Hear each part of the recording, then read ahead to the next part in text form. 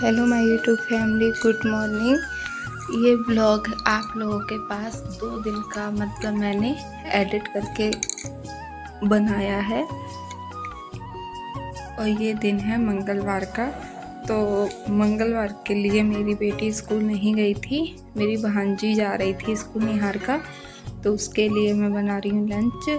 और बेटी इसलिए स्कूल नहीं गई थी क्योंकि हस्बैंड नहीं गए थे और वो जा रहे हैं मम्मी को दवाई दिलाने के लिए, क्योंकि मम्मी को बहुत ज़्यादा दिक्कत हो रही थी गैस तेजाब की, इन चीज़ों की।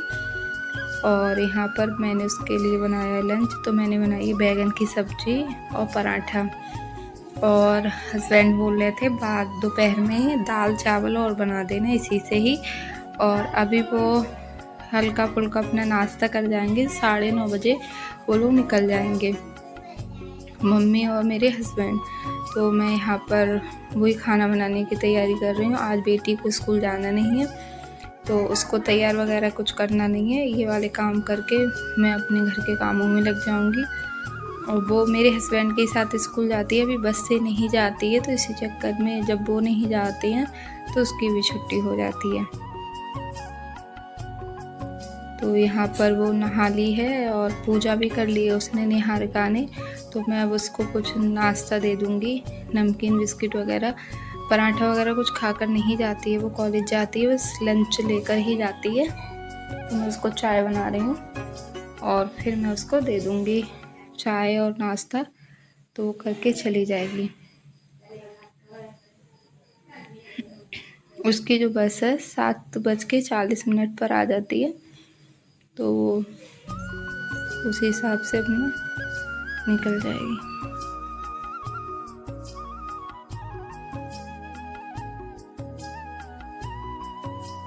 तो उसका मैं लंच बॉक्स रेडी कर दे रही हूँ। तो सब्जी मैंने उसके टिफ़िन में रख दी है, अभी बंद नहीं किया है टिफ़िन, क्योंकि जितने में वो चाय वगैरह पिएगी ना तो उतने में उसकी भाप भी निकल जाएगी।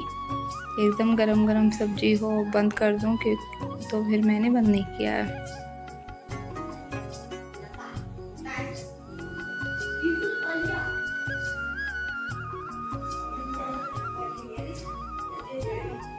अब उसको दे दूँगी मैं चाय। और हस्बैंड भी उठ गए हैं तो कह रहे थे हमको भी चाय दे दो, हस्बैंड के लिए, उसके लिए दे दूँगी, दोनों के लिए चाय।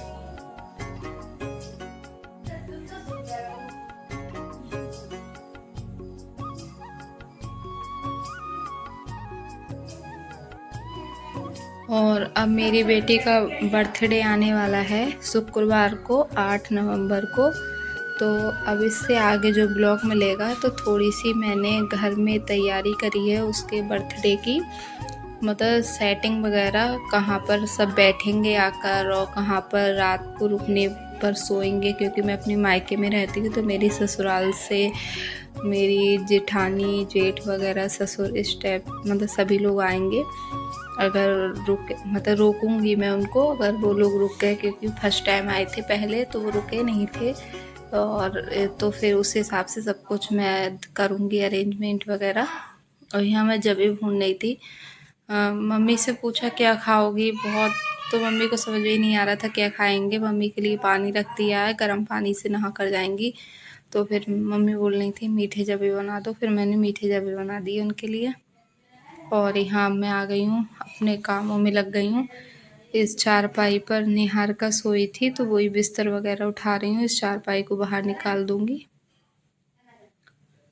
और ये सब कुछ चादर वगैरह तय बना कर रख दूँगी। और ये सब सोफ़े वगैरह सब फैले हुए हैं इस टाइम पर, उन सबको सही से अरेंज कर दूँगी।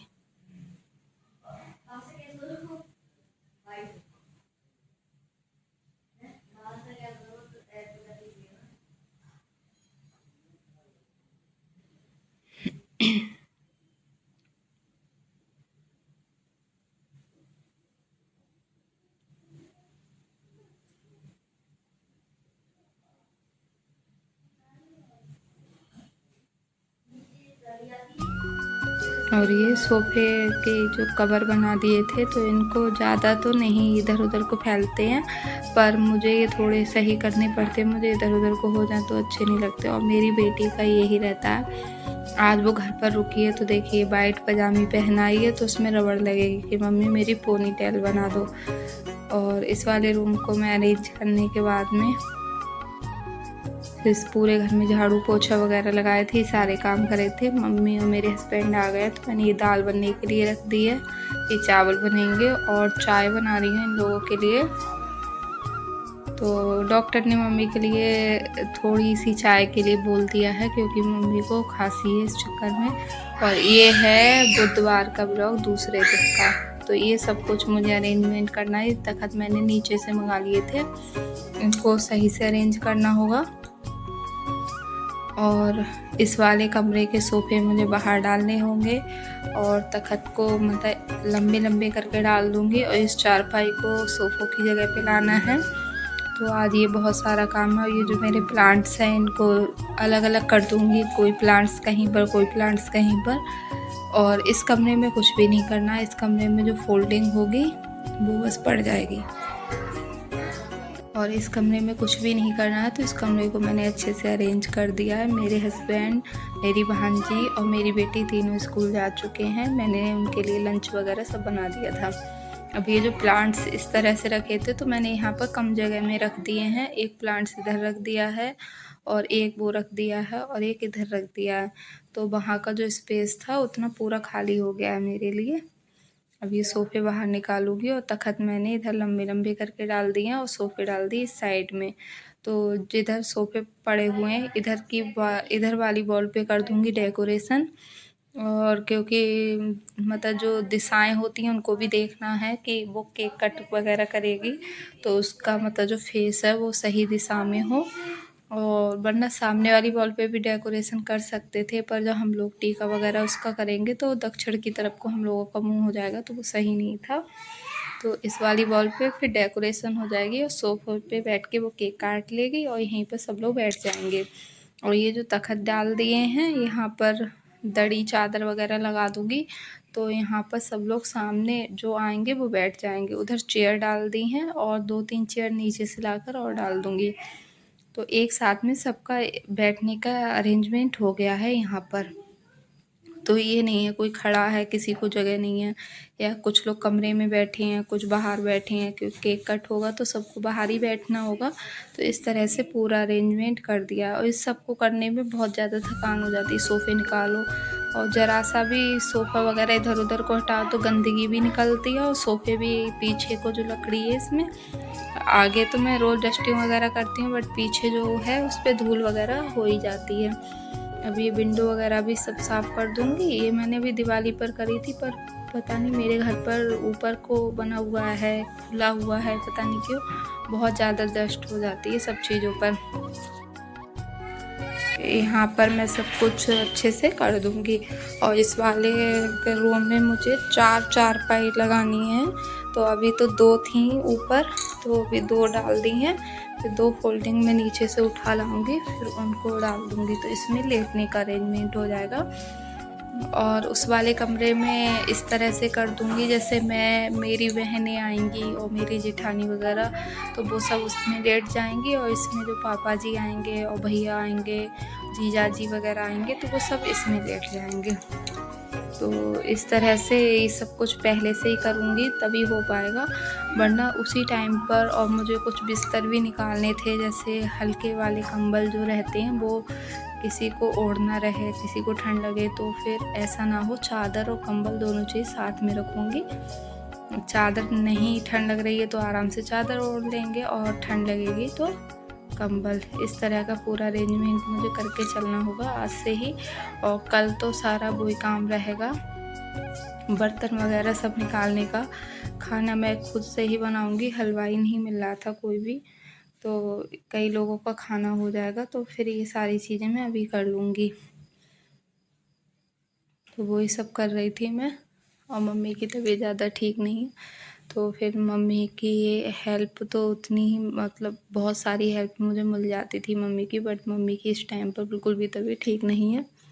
तो ये सारी चीज़ें मम्मी को समझ में भी नहीं आती कहाँ पर क्या करना है। ये सारे काम मैं ही कर पाती हूँ। मम्मी का ये रहता है अगर मुझे हेल्प की ज़रूरत है तो किचन में खाना वगैरह देख लेती हैं। पर अभी तो मैंने बना दिया था। आज मैंने सूखे आलू और पूड़ी बनाए थे इन लोगों के टिफ़िन के लिए, तो ये लोग लेकर सब लोग चले गए हैं और बेटी घर पर नहीं है तो मैं आराम से काम कर रही हूँ। मतलब मुझे जो भी चीज़ समझ में आ रही है जैसे भी, वो पता है बहुत डिस्टर्ब करती रहती है बीच-बीच में, और मैं भूल जाती हूँ कि मुझे क्या काम करना था उसके चक्कर में। तो इस वाले रूम को मैं जो भी इधर-उधर जो डेकोर पीस हैं उनको भी सही से लगाना होगा, क्योंकि बर्थडे वगैरह में बच्चे भी रहते हैं और मेरी तो सारी चीज़ें ये सब हाथ से ही बनाई हुई हैं। तो मुझे ये भी डर लगता है कोई चीज़ टूट नहीं जाए, कुछ भी गड़बड़ ना हो जाए, फिर बेफालतू में बच्चों को डांटो। तो उससे अच्छा है कि अपनी सारी चीज़ें अपने आप से ही अच्छे से रखो ना, जिससे बच्चों से भी कोई भी नुकसान ना हो। अब इधर उधर चीज़ पड़ी होगी तो बच्चे से गिर जाए तो फिर बच्चों को डांटो, बेफालतू में अपना भी मूड ख़राब करो, बच्चों का भी करो। तो उससे अच्छा मैं सारा सामान इस तरह से कर दूँगी कि बच्चों को खेलने के लिए भी पूरा स्पेस मिल जाए और ज़्यादा कोई भी चीज़ टूटे फूटे भी नहीं। तो इस तरह से इस रूम को कर दिया है मैंने अरेंज, और यहाँ का स्पेस पूरा खाली कर दिया है। यहाँ पर एक वाटर फाउंटेन रखा था, उसको भी मैंने लॉबी में रख दिया है, और यहाँ जो साइड में कॉर्नर वाला डेकोर पीस था वो भी हटा दिया है। अब एक चारपाई इधर पड़ जाएगी और इधर की साइड उड को करके चार चारपाई इस कमरे में पड़ जाएंगी। और फिर मैंने किचन भी पूरा अरेंज कर दिया है। यहाँ पर एक स्टैंड और वो सब रखा था, वो सब हटा दिया है क्योंकि ये जगह थोड़ी यूज करनी पड़ेगी। और इस तरह का अब ये है फाइनल लुक। और अभी इस वाले पर मैंने कुछ बिछाया नहीं है तखत पर, इस पे बिछा दूँगी। टेबल वगैरह भी पड़ेगी, कुछ चेयर भी मुझे लानी है नीचे से उठाकर, फोल्डिंग वगैरह लानी है, वो सब कुछ आपको मिलेगा नेक्स्ट व्लॉग में। और आपको अब मेरा घर कैसा लग रहा है कमेंट में ज़रूर बताना, और क्या आप लोग भी इसी तरह से करते हो या किसी और तरह से करते हो वो भी मुझे बताना।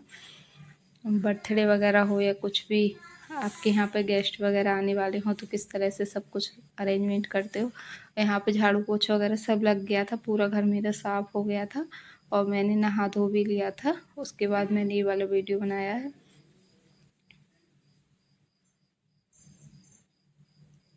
और मैं रोकूँगी अपनी इस वीडियो को यहीं पर ही, और मिलते हैं नेक्स्ट व्लॉग में। तब तक के लिए बाय बाय।